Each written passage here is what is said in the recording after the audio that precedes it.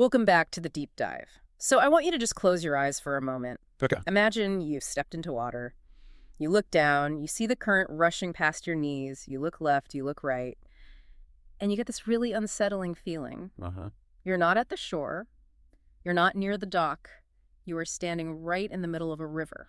It's a very disorienting place to start, isn't it? I mean, usually when you pick up a piece of writing, you're looking for the welcome mat. Right, the table of contents, chapter 1. Exactly. But today's source material just throws that whole idea out the window from the get-go. It really does. We're looking at a piece called After the Clearing, Stories of Field First Lives by Jaime Hoerricks, who's a PhD. And just to really drive home that feeling of being late to the party, this is actually episode 512 of a series on Substack. So when we say we're jumping into a moving stream, we mean it, literally. But that's the whole point.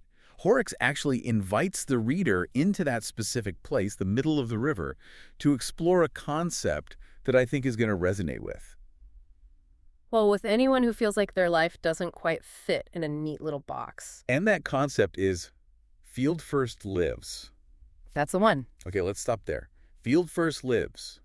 I read that phrase a dozen times preparing for this, and it sounds lovely, but I have to be the skeptic for a second. Go for it. Are we talking about, like, agriculture?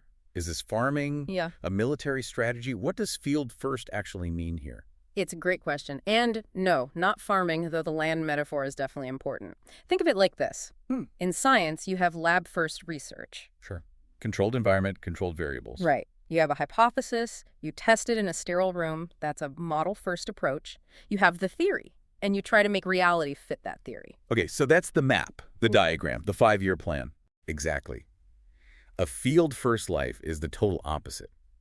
It's what happens when you leave the lab and you go out into the mud and the rain and just the chaos of the actual world. You start to prioritize the data coming from your own direct experience from the field over the theory that's written in the textbook. So Hoerricks is exploring what happens when we stop trying to force our lives to match that diagram. And start listening to what the field, our life, is actually telling us. It's the difference between looking at a map of a mountain and actually hiking it with a pebble in your shoe.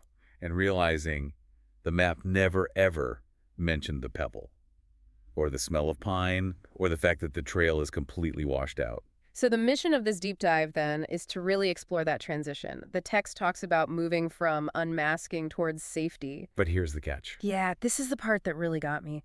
Hoerricks argues you can't learn this from a framework. You can only learn it through stories. Which is a pretty bold claim. You know, we love our frameworks. We love our 10 steps to authenticity. We do. But Hoerricks is saying they're not enough. They're insufficient. And the text uses a specific word for what we do need. Fragments. Not whole novels, just fragments, sensations, these little fleeting moments. And this is where we have to, adjust our expectations. If you're waiting for a linear narrative here, unmasking leads to X, which leads to Y, which equals happiness, you're going to be disappointed. It's not that kind of deep dive. No. The text itself says the tone refuses to be linear. It's all about listening circles, uneven light, and this thing called gestalt knowing. Okay, we are definitely going to get to the gestalt part, but first I want to go back to this river. Hoerricks writes, if you have stepped into the series here, welcome to the middle of the river. Yeah. So, based on the text, how did we get here? What was the journey leading up to this point? Well, the series seems to trace a very clear progression. It starts with unmasking. Which to me always sounds terrifying. Unmasking is exposure, right? It's taking off the armor. It is.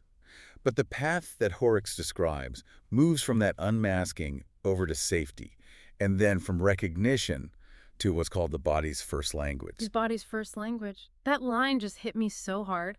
It suggests that before we even had words, before we had all the scripts we use. At cocktail parties, in job interviews. Yeah, our bodies were already speaking. And probably telling the truth long before our mouths were. That's the shift happening in this entry. The path widens into stories because, and I'm quoting here, leaves often teach what frameworks only gesture toward. That distinction is so important. A framework gestures, it points. Go that way. But a life has to actually walk it. It goes right back to that field first idea. Absolutely. A diagram can show you the trajectory of a storm. It can predict wind speeds. But Hoerricks uses this beautiful, really visceral analogy. Let's hear it. A model can sketch the weather, but a story remembers how it felt on the skin. Oh, wow. I literally had to pause when I read that line. A story remembers how it felt on the skin. It's so physical. It just perfectly highlights the limitation of the diagram. I mean, think about a time you were going through something difficult, like a breakup or burnout at work. Okay. You can look up the stages of grief or a burnout recovery model, and it's all very neat, very clean. Step 3 is anger. But when you're in it, it doesn't feel like step 4. It feels like you can't get out of bed. It feels like your chest is tight. Precisely. The model sketches the weather. Your body feels the rain. And Hoerricks is arguing that field first lives just. They rarely resemble the diagrams meant to contain them. The text says they arrive sideways, which is such a funny but really accurate way to put it. I love sideways because real change isn't some straight line going up on a graph. It creeps up on you. It's messy. It's lateral moves. Exactly. And this is where those fragments come in. The text gives these incredibly specific examples of what the stories carry, and they aren't grand pronouncements. No, it's not the day I quit my job and found myself. It's scarves. Bus tickets. Panic in a fitting room. Laughter in a hallway that finally fits. Let's dig into those for a second, because on the surface, a bus ticket just sounds so trivial. Why would Hoerricks say that's more important than some big psychological model? Yeah, let's walk through it. Why the bus ticket? Imagine you're holding one. Maybe it's the ticket that gets you away from a toxic home? Or just to a part of the city where no one knows your name. Right. That ticket isn't just paper. It has a texture. It has a smell. It represents a real moment of decision. The model says, seek autonomy. The bus ticket is autonomy. It's the physical artifact of the action. And it anchors that memory in reality. Sure. It's the same with a scarf. A scarf can seem like just a fashion accessory. Sure. But if you've spent your whole life wearing a uniform, a literal one or just a metaphorical one, society gave you choosing a scarf because you like the texture, because you like the color. That's a huge deal. It's a revolutionary act. It's a reclamation of your own skin. And then there's the flip side of that, the panic in a fitting room. I feel like everybody has felt some version of that. The awful fluorescent lights, the mirror. Hoerricks uses that to describe the body rejecting a mask. That panic, that's not a malfunction. That is your body screaming, this isn't me, this doesn't fit. So a diagram might just label it anxiety. But the story tells us it's a rejection of a false self. So the argument is that these small, tangible details, the texture of a scarf, the hum of that light, they convey the truth of an experience so much better than a flowchart ever could. They carry the emotional data. And that's the data you need to navigate the middle of the river. This brings us to the author's philosophy on fragments. Now, usually when I hear that word, I think broken. Incomplete. Yeah, exactly. If I handed in a report that was just fragments, I'd get fired. Right. We're conditioned to value the whole, Yeah. the complete story, the Yeah. coherent bio. But Hoerricks just flips this on its head. The text says very clearly, fragment is not failure. Fragment is not failure. We should put that on a billboard. It's a radical permission slip. Yeah. And it leads to this idea of gestalt knowing. Okay, here we go. Gestalt. Break that down for us without using a textbook definition. Right. So gestalt is basically about seeing a whole pattern all at once instead of just adding up the parts. But Hoerricks applies it to how we know ourselves. It doesn't show up like a thesis statement. You don't just wake up one morning and say, aha, I am now fully self-actualized. It's not a software update. No, not at all. It appears as an image that refuses to behave like evidence. A sentence here, a sensation there. I mean, think about how you know a friend is upset. Okay. They haven't told you. They haven't written a report. But there's just a look in their eye, a tension in their jaw. You just know. That's Gestalt knowing. It's intuition, but it's grounded in pattern recognition. And Hoerricks connects this directly to unmasking. The text notes that many of us speak that way when the mask loosens. We stop speaking in perfectly edited paragraph. We stop trying to sound like a press release for our own lives. We start speaking in impressions. I feel like, or it reminds me of. And for anyone listening, this is just so validating. If you can't explain your life story in some meet hero's journey right now, that's okay. That's more than okay. A sensation, a fleeting image. That is valid knowledge. You don't need the whole map to know you're standing on grass. So if we aren't in a lecture hall with a map, and we're not in a courtroom trying to prove our case, where are we? The author gives us a really specific setting for all of this. Yeah, Hoerricks frames this piece not as a showcase, but as a listening circle. And describes it as chairs pulled into uneven light. I want to just pause on uneven light for a second. Why not bright clinical light? Why not total darkness? Uneven suggests shadows. It suggests it's okay if some parts are still hidden. It suggests safety. It's not an interrogation. In an interrogation, the light is bright, it's right in your face. In a listening circle, the light is uneven, it's soft. It allows you to be seen without being scrutinized. And the people in this circle, the text mentions voices arriving with different accents. But there's a rule in this circle, and honestly, this rule sounds like the biggest relief in the world. Let's hear it. No one required to perform coherence for the sake of the minutes. No one required to perform coherence. Yeah. Just think about how much energy we all spend every single day performing coherence. How it's endless. Why did you make that career move? Why are you single? Why did you move to that city? We're constantly trying to retrofit our messy lives into a logical story for other people. And it is exhausting. It forces us to shrink ourselves, to cut off the parts that don't fit the plot. Right. But in this listening circle, in this field-first life, that performance is banned. The text describes the feeling as being held close, without hurry, without shrinking. Without shrinking. That connects right back to the models, doesn't it? If the model is a square box and you're a round shape, you have to shrink or cut pieces off to fit inside. You have to prune yourself, Hoerricks is saying. Put down the shears, stop pruning, bring your whole messy sideways self into the uneven light. So let's look at what's actually being placed on the table in this circle. We talked about the scarves and tickets generally, but Hoerricks shares some personal fragments that are so specific. Yes. The author mentions softness discovered in cloth, the shock of liking jewelry, and the day a school corridor held me without argument. That last one just stops me in my tracks every time. A school corridor holding someone without argument. Just think about what that implies about the past.